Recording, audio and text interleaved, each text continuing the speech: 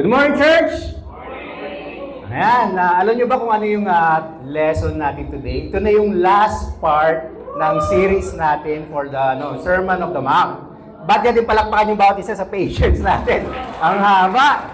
Alam nyo ba kung anong month natin sinimulan tong series na to? Tandaan nyo ba? January! Ibig sabihin nun, for the last 7 months, ano na? 7, di ba? January tayo nag-start. Di ba? Naalala ko pa nung una itong binigay ni Nats. Parang ano pa niya ito, parang welcome pa niya pa sa atin for 2025. So 7 months natin pinag-aralan tong series na ito. And para sa akin parang exciting actually itong topic na ito. Personally, parang feel ko na ito na yata yung pinakasikat na na sermon na meron sa Bible. At yung chapter 5 up to 7, ito na siguro yung mga pinakasikat na chapters na meron sa sa Bible. I mean, how many times ba natin narinig na na kinu-quote tong scripture na to? Maraming times na nababasa natin to, naririnig natin to, nakikita natin sa Facebook, at iba din pang social media, na ginagamit siya, and then later ma-realize natin, nga pala, di ba nasa to sa Matthew chapter 5 up to 7. And ako personally, pagka nagra-run through ako ng ganitong uri ng series, alam mo yung pagkahaba-haba, para maintindihan ko at para matest ko yung sarili ko kung naintindihan ko ba yung nilalaman ng series. Tinatry kong i-summarize sa isip ko, ano nga ba yung mga natutunan ko? And parang exercise to na ginagawa ko. Halimbawa, may isang engineer o kaya isang technician na parang kakausap sa akin, tapos meron siyang gustong i-present na idea, tapos sinasabi ko sa kanya, teka muna, bago natin pag-usapan siya ng malalim, kaya mo bang ipaliwanag sa akin kung ano yung gusto mong sabihin in a nutshell? So, ibig sabihin nun, parang gusto nating pag-usapan yung pag-uusapan natin, pero use as few words na kaya natin. Next slide. Yan, of course, yung title ng lesson natin today is Unshakable. So kung matanong ko nga, after 7 months na pinag-aralan natin itong series na ito, ano ba yung mga tumatak sa pag-iisip natin, ng mga natutunan natin? 7 months to So hindi pwedeng same lang po, o kaya hindi pwedeng lang. Ito lang po na naalala ko. Masaya po at maganda itong message na to. Ito yung sa akin, yung summary ng mga talagang nag-sink in sa akin. When we talk about of course, yung Sermon of the Mount, napakaraming parang importante akong parang sabihin na natin tumatak sa isipan ko. I still remember yung pinag-usapan natin yung Beatitudes, yung about yung the salt and the light, yung fulfillment of the law, the scripture also talks about yung kingdom, yung paano tayo magbibuild ng relationship. So kung isusulat ko siya in a nutshell kung ano yung mga natutunan ko, una, I want to live humbly and hungry. Kasi yun yung pinag-uusapan ng parang Beatitudes, di ba? Parang laging spiritually dapat in need tayo. Spiritually dapat meron tayong pangangailangan kay God. To shine boldly. Ibig sabihin nun, as Christians, parang natural sa atin na makita tayo dapat na mga Kristiyano tayo. To go deeper, yung alam mo yun, yung hindi lamang yung panglabas yung righteousness, dapat sa looban din natin, yung intention natin. Practice faith in private and in public.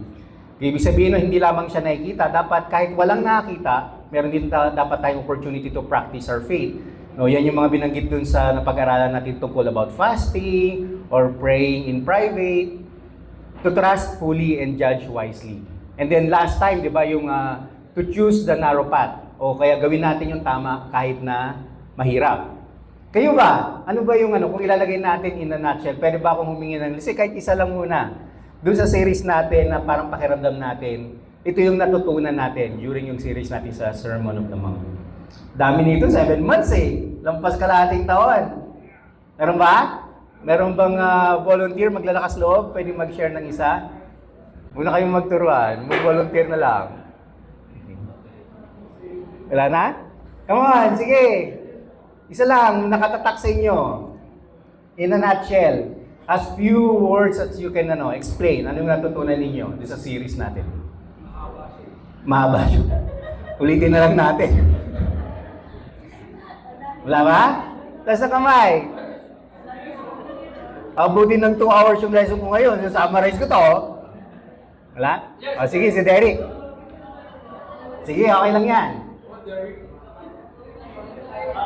I think that yung Sermon on the Mount in a nutshell is it just describes Jesus living and how to live in the God's kingdom. Oh. Not just following the rules, but transforming from the inside out. Galing. Awesome. Bro, palit na tayo. Okay na yan. Pang-lesson na yan. Okay, tama yun. Ang galing, ano? Parang, parang si Jesus Christ, nagbigay siya ng, ng parang sabihin na natin, parang guidelines kung paano dapat tayo mamumuhay. Then to transform us. Pwede. Okay, sige. Pasado na, bro. Meron ba ba? Isa pa. Isa na lang. In a nutshell. Sermon of the... sige. Kuya boy. Bro, love your enemy. Especially your favorite enemy. Okay, medyo alam ko yung background yan eh. Sige, awesome na yun bro. Pero tama. Okay, so in a nutshell, parang alam mo yung kailangan mo mahalin yung even yung kaaway mo, even kahit yung kapitbahay mo. Dito sa lesson na to, we can honestly say na napakaraming kailangan nating yan pa. No, yung 7 months, maraming beses natin siyang pinag-usapan. Pero masasabi ko na marami pa tayong pwede pang pag-aralan, pwede pa nating balik-balikan. But dumating na tayo sa part na kailangan natin siyang i-end. And itong lesson na ito, makikita natin na si Jesus Christ, parang dinadrive niya yung point na gusto niyang sabihin. No, after siguro yung pinakamahabang time na nagsalita siya, no, tinake niya itong verses na ito para maiparating na importanteng impormasyon sa ating lahat. So manalangin muna tayo before tayo magsimula. Ama naming nasa langit, sa oras na ito, lumalapit po kami sa inyo. And truly, God, nasa oras na ito, we're just grateful, God, na you are so generous to us, God. Now we can have this time, God, to worship you, to listen to your words. And we're just grateful, God, na marami sa amin, God, na nandito ngayon. Ako personally, I'm just excited to see so many disciples, God, mga kaibigan namin na nandito ngayon, to just worship you and just to pray to you, God. Because God, you deserve, God, yung praises, God. You deserve, God, yung singing. You deserve, God, yung attention, God, yung puso na binibigay namin ngayon. Sa oras po na ito, God, hinihingiling ko po, God, na palakasin niyo, God, yung Holy Spirit na meron kayo sa amin. Na upang ihanda ang puso para makinig. Hindi lamang yung, God, na habang naririnig namin ang iyong salita, nagkakaroon ng pagbabago sa aming buhay. I pray, God, na you would just use me, God, in the most powerful way. Huwag niyo pong hayaan, God, na yung distraction, God, yung health, yung memory, God, at kung ano pa man, God, na maging dahilan, God, upang mahadlangan, God, na maihayag ko ang yung salita ng maayos, God, at tama. I pray, God, na you would just be with each and every disciple na nandito ngayon, God. And I pray, God, na kayo po, God, yung magbukas ng aming isipan upang madali po namin maintindihan lahat ng pag-uusapan namin ngayon. Maraming pong salamat. Lahat po rin pinapanalangin ko sa ngalan ni Jesus. Amen. Okay, so, yesterday, nagkaroon kami ng konting celebration sa bahay. Okay, so nagsimula yan with yung mga kaibigan kong disciple, of course, sa Mandaluyong. Sabi nila, Marlon, malapit na yung birthday ni Karen, which is tomorrow, July 28.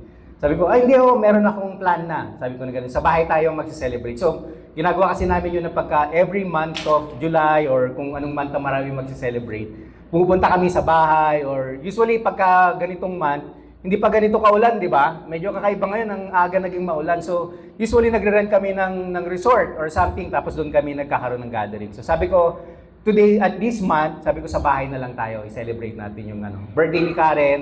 And of course, meron din siyang kasama dong sister na nagsi-celebrate naman siya nung spiritual birthday niya.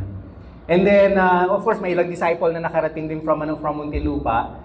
And then, mga 10 p.m. na, meron pang isang group ng mga disciples na hindi nakakarating. And then, nag-message siya mga around 9 p.m. Sabi niya, bro, na kami? Malapit na kami. Nasa Muntinlupa na kami. Sabi ko, Muntinlupa? Malapit na sila sa Muntinlupa. Sabi ko, bro, hindi tayo sa Muntinlupa. Sa Cavite tayo. Tapos sabi niya, ganun ba? Sige, 40 minutes pa. So, in short, nakarating sila 10 p.m. na sila sa bahay. And what happened was, this brother of ours, habang papapunta siya sa bahay namin, in his mind, nasa Muntinlupa pa ako nakatira. And then sabi ko, ano ka ba? Pangatlong beses mo nang pumunta dito sa bahay ko. So nasa Carmona na ako, matagal na. And alam ko karamihan sa inyo nakarating na doon sa dati naming bahay sa Muntinlupa. Pero alam nyo ba na hindi pa yan yung una naming tunuluyan dito sa Muntinlupa? Yung una naming bahay is actually sa main street ng Villa Carolina. Okay? And may mga nangyari, kailangan namin siyang i-give up.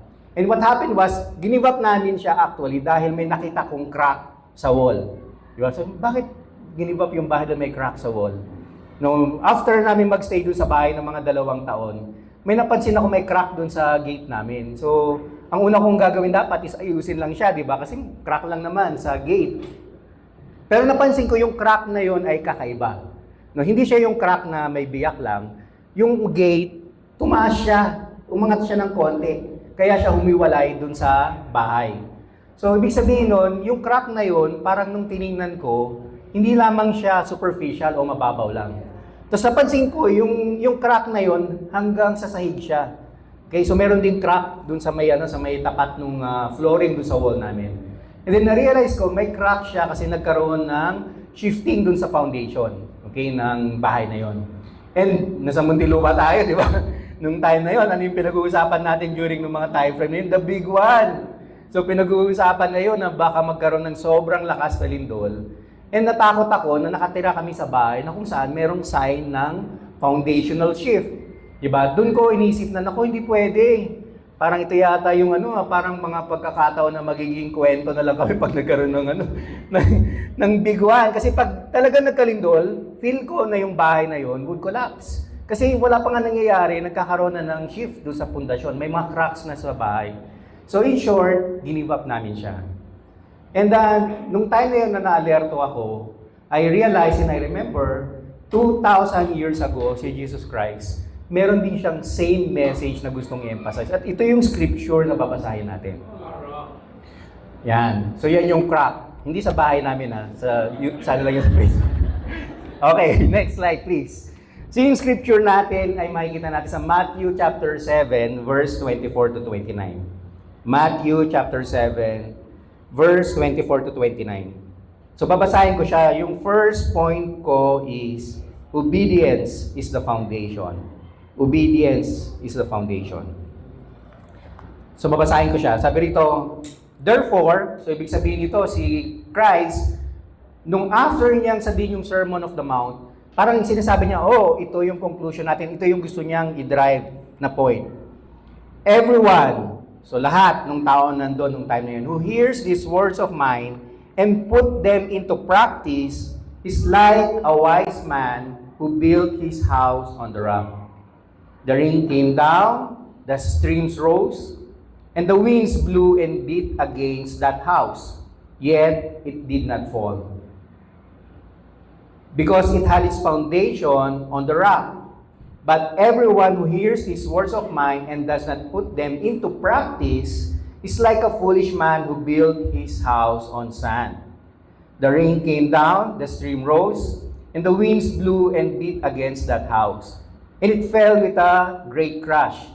When Jesus had finished saying these things, the crowds were amazed at his teaching, because he taught as one who had authority, not as their teachers of the law. You know, may mga ilang items lang na ako dito na gustong i-highlight. No? Si Jesus Christ, nung binigit niya ito, sabi niya nga, na ito na yung conclusion ng lahat ng mga sinabi ko.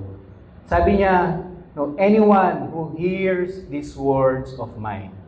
Alam mo yun, these words of mine. You know, during this month, I think last month pa yata kami nag-start ni Joy na basahin namin yung Bible from cover to cover. Pero sinimulan namin siya ng chronological order.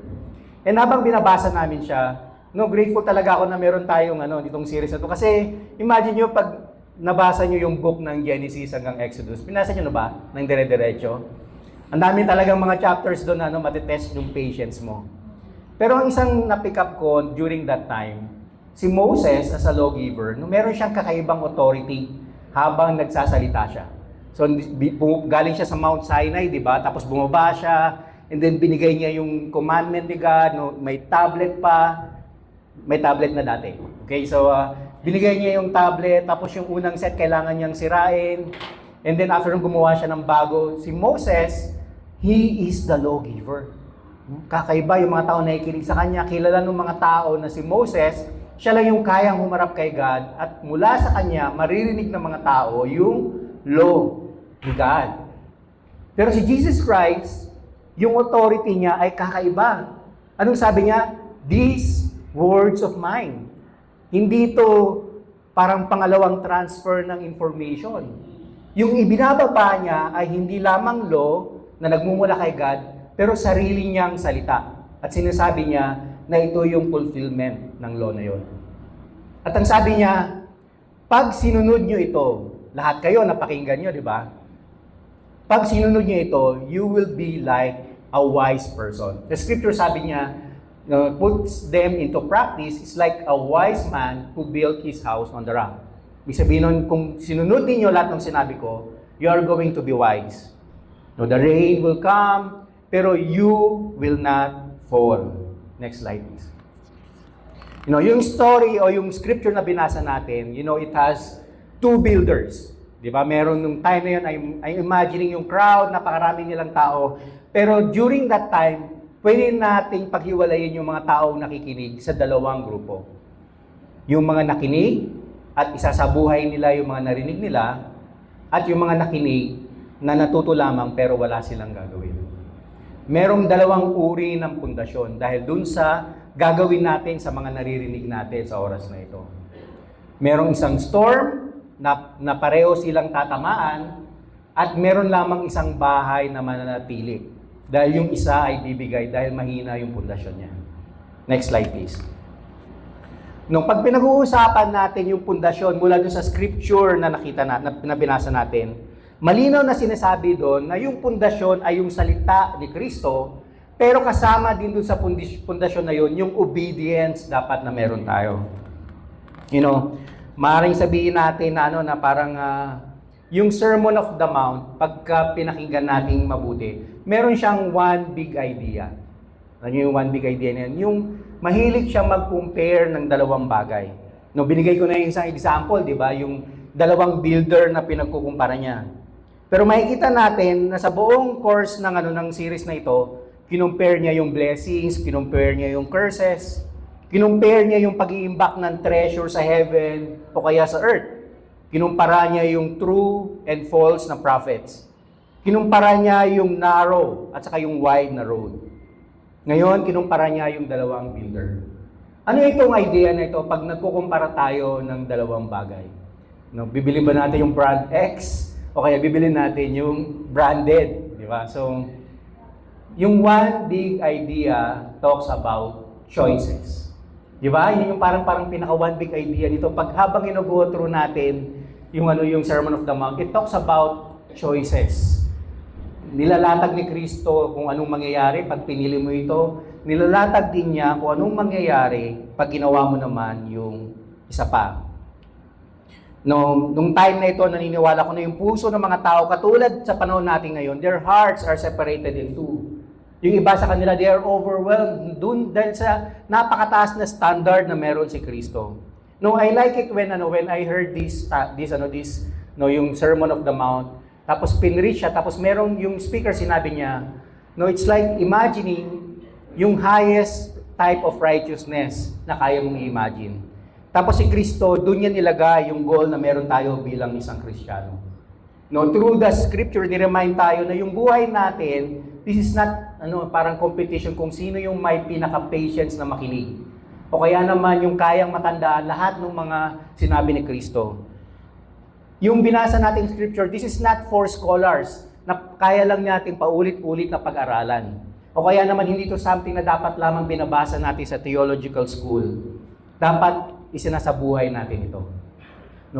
Dito natin makikita na si Kristo, dinefine niya yung ibig sabihin ng wisdom. Ibig sabihin, pag isinasabuhay natin lahat ng mga natutunan natin. Kung meron man akong natutunan sa scripture na binasa natin, meron importanteng warning na sinasabi si Christ. Nire-remind niya tayo na kailangan nating turuan yung mga tao. We need to teach them to obey, not just to save them, but to remind us na because we are saved, we need to obey. Hindi na natin ito kailangan gawin para masave tayo. We are saved because of yung righteousness na meron si Christ. Pero dapat natural sa atin na sundin siya dahil mga Kristiyano tayo ngayon. Hindi ito labanan ng kung sino man yung mas may maraming napakinggan. Labanan ito ng kung ano yung mga kaya nating sundin sa lahat ng mga itinuro ni Kristo. Kung babalikan natin yung mga listahan sa isip natin, na mga natutunan natin na dapat gawin natin bilang Kristiyano habang go through natin yung Sermon of the Mount. Meron akong unang tanong, ano dyan yung sinusunod natin At ano naman sa mga yan yung ina-avoid natin. So, maaari siguro, pwede tayong mag-take ng time. No? Ano ba yung mga naaalala natin na tinuturo ng Sermon of the Mount? Kung labanan ito ng pagsunod sa lahat ng mga sinasabi ni Kristo, saan kaya dito yung hindi natin nagagawa? Saan naman kaya dito yung ina-avoid natin? Dahil sinasabi sa Scriptures na yung kakayahan nating sumunod sa lahat ng mga natutunan natin during nung series will depend kung saan mapupunta yung buhay na meron tayo. No, malinaw naman sa atin, di ba, na pag pinag-uusapan yung pagbibuild ng bahay sa Scripture, it talks about yung life na meron tayo. Kung paano dapat natin binibuild yung life na meron tayo. So, saan area ba tayo nag-i-struggle sa pagsunod? Is it to live humbly and hungry?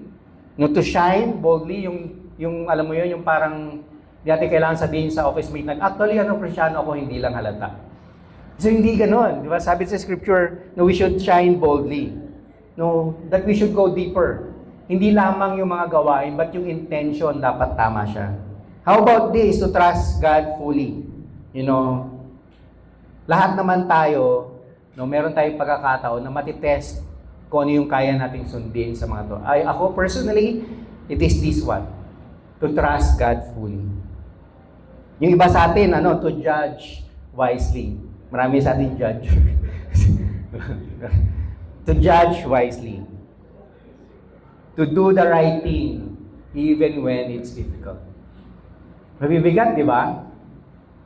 But our own life depends on it. No, minsan meron tayong misconception na parang iniisip natin pag pinag-aaralan natin yung Sermon of the Mount, na pag ginawa natin ito, mapapabuti yung buhay natin. Tama naman. No, pagka you want to be a peacemaker, then of course, magiging peaceful yung buhay mo. If you are spiritually hungry, then of course, you will have a relationship with God.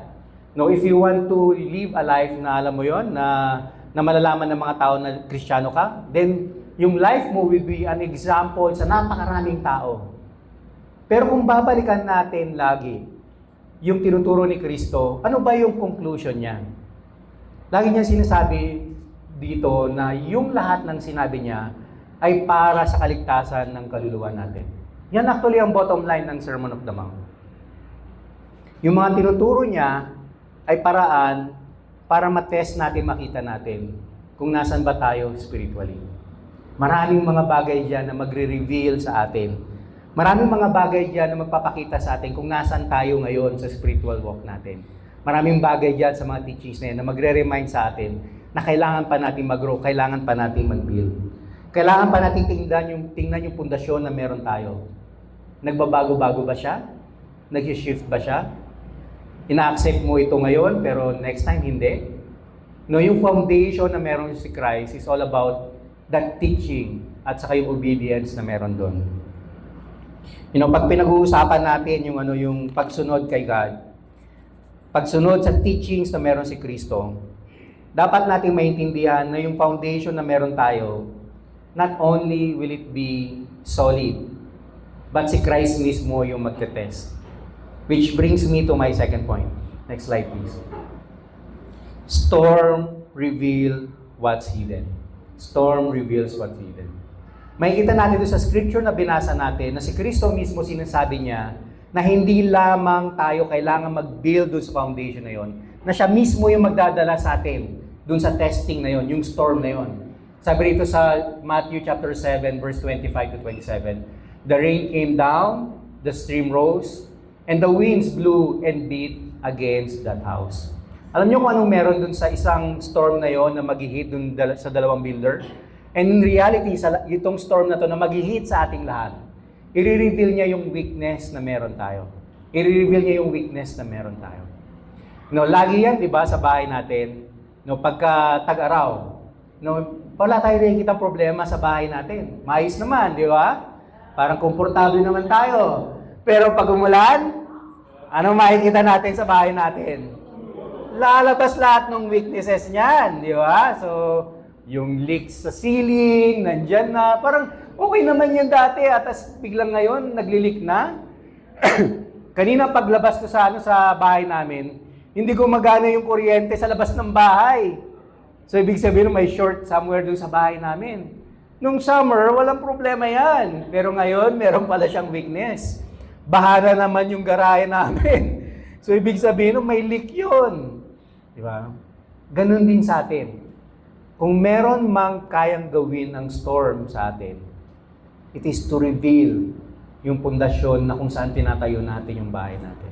Katulad ng bahay namin dati, na kung saan nakatayo siya sa pundasyon na nag-shift. In the same way, yung ulan, yung bagyo, ay magpapaalala sa atin kung nasaan yung pundasyon na meron tayo. And it will be undeniable. Hindi mo siya pwedeng ikot-ikutan, hindi mo siya pwedeng taguan.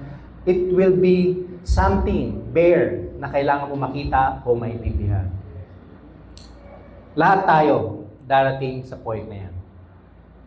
Kayong mga kapatid, ano yung nag-break sa inyo para ma-realize nyo yung weakness na meron kayo? Ano yung storm na dumaan sa buhay nyo na nag-reveal dun sa weakness na meron kayo? You know, kahapon it's just great, alam mo yun, na magkasama-sama yung mga disciple. And then matagal kami hindi nagkita-kita. So nagkikwentuhan kami. And isa dun sa hot topic na pinag-uusapan namin is si Abet, yung anak niya, naging dating sa Kingdom. Okay, so I'm not sure kung kilala nyo si Abet at saka si Ana, Lim. Okay? But yung anak nila na si Clarice, no, naging dating, tapos pinag-uusapan namin. Tapos sabi ko, teka, parang naabutan ko pa sa teens yung mga yun. Okay, so, and alam nyo kung anong ako personally nakakatuwa dun sa news na yon is yung boyfriend niya. Kilala niyo ba yung naging boyfriend niya? No, niya? Sino? Si Jonas. Si Jonas actually. And kaya siya, naalala ko dahil yung father niya, si Jonathan, is actually kagrupo namin yun. Kung nandito pa si Jonathan, most likely nandun siya kahapon. Okay, nakakasama namin siya sa mga celebration na yun. And nandito na ako sa Muntinlupa nung nabalitaan ko na pumanaw na si Jonathan. And naalala ko, I'm not sure kung maalala nyo, ako yung magbibigay ng main message na yun at sinabi ko na na parang, sabi ko, may tragedy nangyari at parang hindi man lang namalaya ng mundo. And yun actually yun yung day na namatay si Jonathan. And kaya ko siya sinasabi na napaka-big sa akin ng news na yun kasi nakita ko kung paano nag-suffer yung family na yun. Diba? Si Jonathan, passing away, and then alam mo yung struggle nila financially, and then si Malu got sick, and then yung the way na, alam mo yun, parang sinuffer through ng magkakapatid yung sitwasyon na yun. And to see him, alam mo yun, asking to be dating in the Kingdom, parang, parang in my mind, sabi ko, alam mo bro, kay Jonathan, sabi, you did a good job building a foundation. Building that house in that foundation. And of course, siyempre, nung usap-usap na yun, siyempre, darating yung pag-usapan na, pinag-usapan namin yung buhay namin. Di ba? Parang, so, ganun din, in my mind, sabi ko kay Karen, you did a good job building on that foundation. Maraming pagkakataon na mabibreak tayo. Pero we don't need to be broken in a way na, alam mo yun, na madadamage tayo. Dahil yung foundation na meron tayo, it's built on a rock. Alam mo yun? Gagalaw yan. Alam niyo yung reality ng isang bahay na nakalagay sa isang matigas na pundasyon, gagalaw pa rin yan. Magmumove pa rin siya, but it will not break. It will not fall. It is built on a good foundation. Kayo kapatid, ano ba yung nag-break sa inyo? Ano yung nag-test sa inyo? Kung merong nakapag-test sa faith na meron kayo, minsan kailangan nating tingnan ulit kung ano bang foundation meron na build yung buhay natin. Yes, it's these words na pinag-aaralan natin. Pero there's that one person na kung saan binibuild natin dapat yung pundasyon na meron tayo. Next slide please. My third point, Jesus commands as King. Ito yung isang bagay na kung saan na-realize ko ngayon habang nirarun through natin yung series na ito. Na yung mga teachings na meron si Christ, this is not, alam tawag nito, hindi to wellness as self-help advice. Hindi to, sabihin natin, suggestions na meron si Jesus Christ. Malinaw na pag binasa natin yung scriptures na nirun through natin kanina, It is a warning coming from a king na meron siyang commandment sa atin. Di ba? Tama ba? Ibig sabihin nun, kailangan natin kilalanin yung pundasyon na meron tayo at yung authority na meron siya.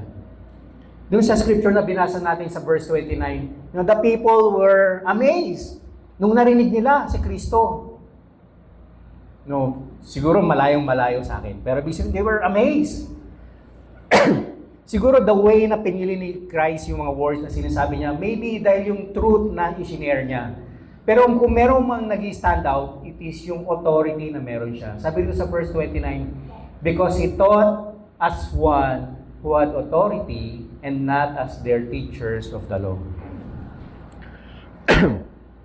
No. Si Jesus Christ is not just a good moral teacher. Hindi lang siya prophet. Definitely hindi siya basta-basta lawgiver lang. No, He is Lord. Kaya nga kailangan nating mag-surrender during nung storm. Because it is yung testing na meron tayo in front of our God. Yung testing na meron tayo because we need to submit dun sa Lord na meron tayo, which is Jesus Christ. Hindi to advices, these are commandments. Ibig sabihin yung pag-follow natin dun sa teachings na lahat ni-run-through natin, it is all about surrendering ourselves in His design.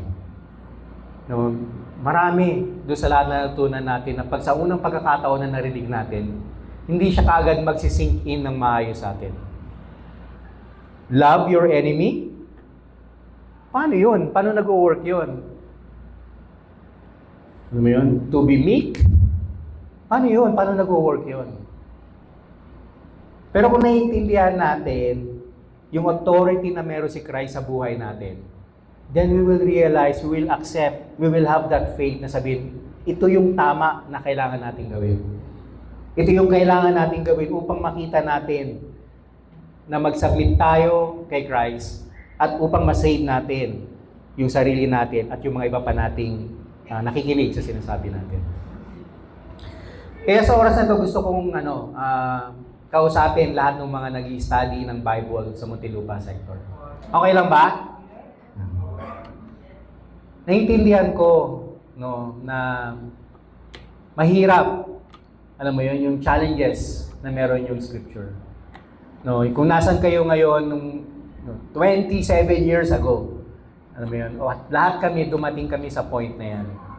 And the truth is, naiintindihan ko na nung time na yun, pag tinatanong ako ng mga disciple na, ready ka na ba? Ready ka na ba na i-commit yung sarili mo kay God? Ready ka na ba na baptize? Ready ka na ba na sumunod kay Christ? Actually, alam ko na marami akong pwedeng isagot na hindi ako ready. Di ba? At maraming bagay akong pwedeng sabihin na dahilan na kung bakit hindi ko siya kayang gawin. Gusto ko lang i-take itong time na ito para i-remind kayo na yung study natin ng Bible is not just kung ano yung nababasa natin. It is, a king at sinasabi niya, for you to obey. Obey. Yun yung pundasyon ng Christianity na pinag-uusapan natin. Yung obedience na meron tayo. I understand yung fear, yung doubt, yung comprehension, alam mo yun, yung pagiging, yung pag-aalinlangan. But it takes faith to make that decision. Kaya nga faith yung pinag-uusapan natin ngayon, di ba? Sa akin ng mga kapatid sa sector na ito, when we follow Christ, do we follow wholly or selectively? Okay sa akin to, so ito yung susundin ko. Ba't hindi natin siya pag-usapan? Mamaya, pagka nag-gather na tayo sa mga group natin, there's so much to talk about sa lesson na ito. Napakaraming bagay na kung saan po pwede tayong matuto, pero higit sa lahat, take natin tong time na ito para i-reveal kung ano yung mga areas na pwede pa tayong mag-grow. Like kung ang iniisip na kung sinasabi natin na si Kristo yung Lord natin, para siyang katulad ng isang architect ng isang building. Alam mo yun, parang pag nagpapagawa ka ng bahay tapos sinasabi sa iyo na ito yung gawin mo, ito yung pundasyon, ito yung pillars na kailangan mong gawin. Tapos yung bawa yung structural engineer, nag-agree siya doon. Tapos sabi mo, hindi, okay na yung 4. Malamang sabihin sa iyo nung architect at saka nung engineer, sige, ikaw na lang gumawa kasi hindi ka naman sumusunod. Diba? It's yung authority, yung knowledge na meron sila na dapat nating sundin.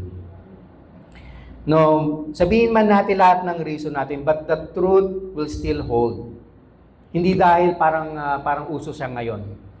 Honestly, maraming teaching si Christ na hindi popular at hindi naman talaga parang sabihin na natin parang applicable sa karamihan ng mga tao ngayon. Pero it's still the truth. No, 2,000 years after, yung mga teaching si Christ is still timeless. Magagamit pa rin natin hanggang sa panahon na ito. At sa panahon natin ngayon, napakarami pa rin itong tao na matutulungan at masisave. Let's be yung light na sinasabi ni Kristo. Let's preach yung word na sinasabi niya. Pero higit sa lahat, let's obey. Let's obey because Christ is helping us to build an unshakable life. Maraming salamat, to God be the glory.